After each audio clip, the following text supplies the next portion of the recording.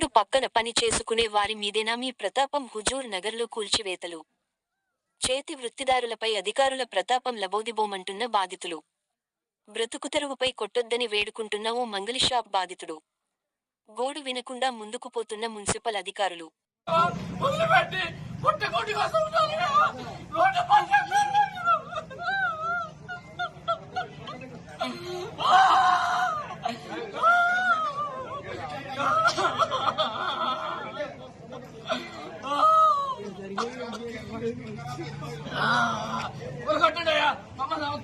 Family మొత్తం తీసుకుపోయి పంపిస్తారని తీసుకోండి.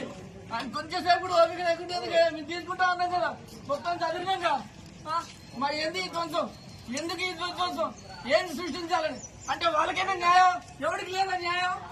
ఏ సమాచారం ఇది? ఏ సమాచారం? అక్రమంగా సంపాదించుకున్నాం వదిలిపెట్టి పుణ్యానికి చేస్తున్నాం మేమన్నా.